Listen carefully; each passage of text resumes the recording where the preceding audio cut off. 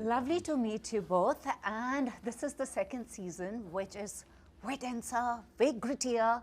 So I'm going to start with you. You've kind of created history also because you're the first actor of color as an elf. Yes. Also, when you started, you said when you had first read The Lord of the Rings, you were like, I can relate to this world. What was that? Because that statement of yours really intrigued me.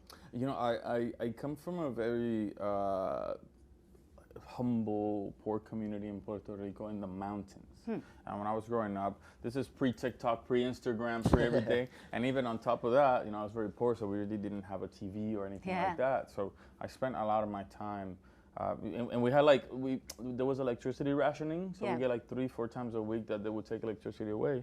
So that forces you to be interacting with nature all the time. So I had this beautiful relationship with nature. Like one of my, like truly that I still think of, one of my childhood friends was this big mango tree that I would go and like at the end of the day climb, and I get emotional. It was like I still visit when I go back home and I visit the tree. And that relationship of reverence to nature and understanding my place within the ecosystem of it all, because I think us humans, we have this illusion that we are above things, but we are within things. That is something that when I saw Tolkien, it's deep in that message, especially the elves. You know, the nature is paramount. Nature is mother. You know, so I found a big kinship with these beings, and I felt represented in that like spiritual, ideological way, yet not in a visual way. So it became a life mission of mine.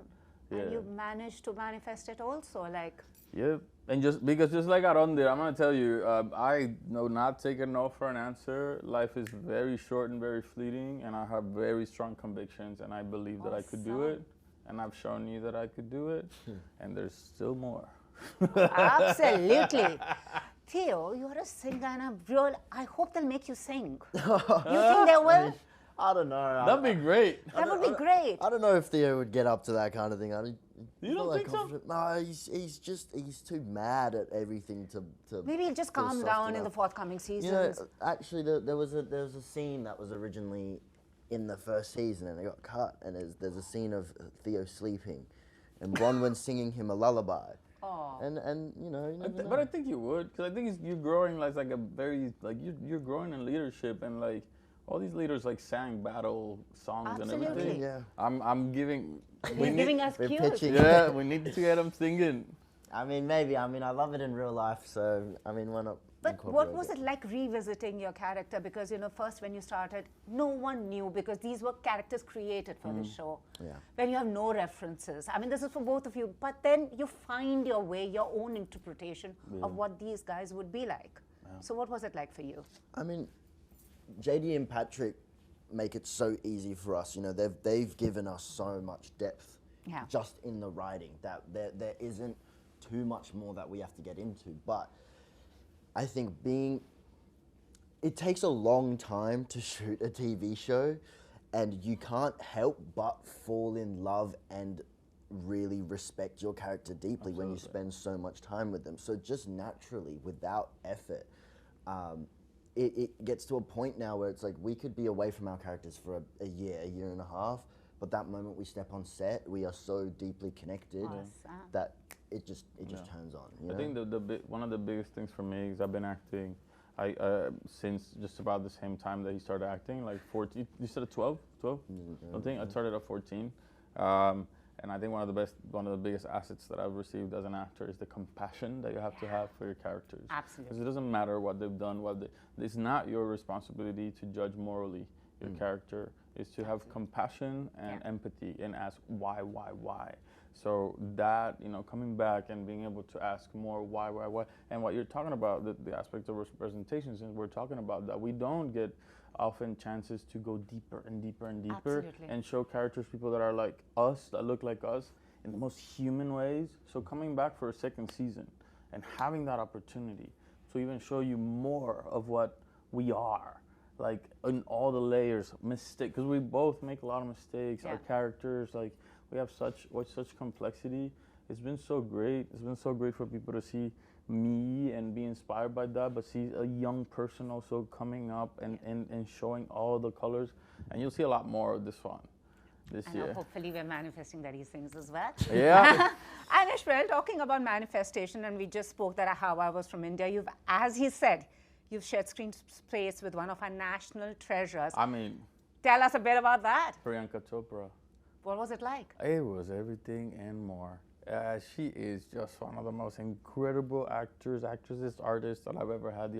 I was a fan. I'm telling you, like, because I have a, whenever I do a long haul flight, I try to at least to sneak in one Bollywood movie. Really? Oh, I love it. I mean, you should see my YouTube search. What's on top of your search? I mean, one of my favorite like dance sequences that I like with my friends, that one of my friends that are obsessed with, is Pinga, that Priyanka does like 10 years ago. I was like, what is this? I was a huge, massive fan. And suddenly I ended up doing a movie also with Amazon and Prime Video, Amazon MGM, called The Bluff with her. And she's the ultimate lead. And she just, I can speak for ages, but she is the epitome of an artist, of a leader. The charisma, the humanity, but also she's just like ready to go for it. She does all her stunts. She doesn't care, and she like makes everyone feel welcome.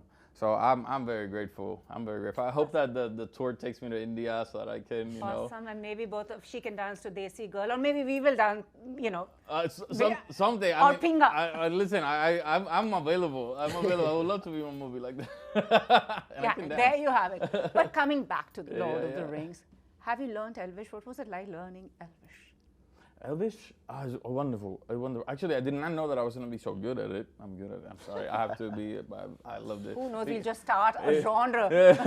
Not because it's phonetically, my first language is Spanish, so phonetically actually allows me to code read quite a bit. There's some minor changes here and there, but it's just beautiful. And it's one of those languages that lyrically, the sound gives you the feeling, so you don't have to be understanding exactly what it is. You feel what the message is carried. So, what the message carries. So it's it was beautiful. It was beautiful. What about you, Q? Do I speak any Elvish? I mean, no. I think Theo just. Did you pick up some from them? We did a little game the other day, and I was horrible at it. It just said a bunch of words in like Elvish. Or, he lost each question. Every single. I think I got maybe one or two, but that's not me. Okay, so my last question: what if you had the Ring of Power? What is that one thing you would do? Sell it. And you. Oh man, no, I am transparent. I think that ring is way too strong. I think it wouldn't go well. I don't think it would go well. I think Aronde has the ability to maybe go evil. I think I have he's gone through a lot. You know what I mean? If he could go either way. Like with everything that's happened. Yeah. And if you give him a ring, I feel like it could be. You have to watch the show to know what they're up to. But many congratulations. I absolutely I've seen season 1, enjoyed season 2 even more. All the very best, and may all your manifestations come true. And I want to see you sing, and hopefully an album from him someday. Thank you. Thank you so much. Namaste. Namaste. Thank you. If you've liked this interview, please like, share, and subscribe. Follow me on Twitter and Instagram.